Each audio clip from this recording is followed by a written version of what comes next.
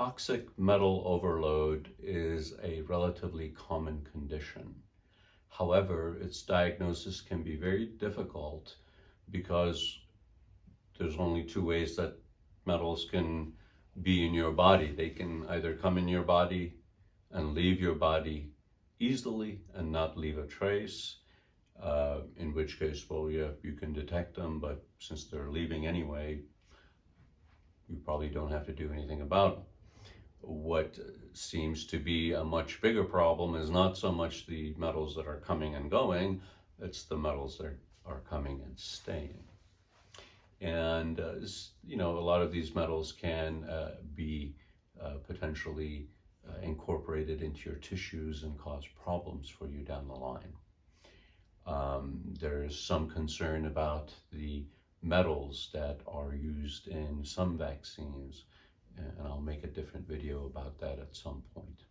But what I wanted to just talk about briefly today is that, yes, you can potentially get a blood test on someone and measure every single metal in their bloodstream, and that will give you an indication of a severe toxicity, something that has an ongoing elevated level in the bloodstream.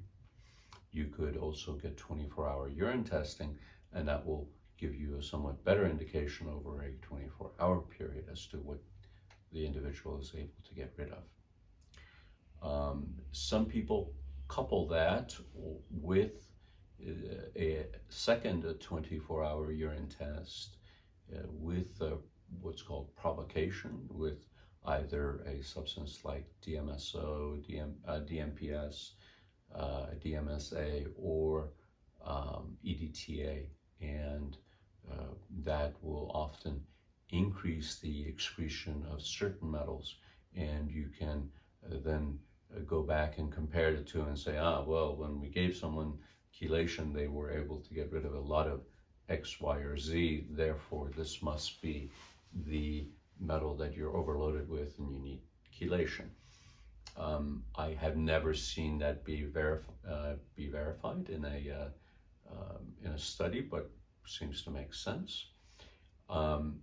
The way that I like to approach this problem, if I have someone who I think has mitochondrial failure and does not have common viruses or atypical bacteria that are associated with it, then I investigate to see if they have problems with toxic metals. There are indirect ways of assessing whether someone has toxic metal overload. Vascular endothelial growth factor would be one of them. The transferrin levels, and also the metalloenzymes, the metalloproteinases that tend to be elevated when someone is suffering with toxic metal overload, can be used to verify the results of the 24-hour urine testing.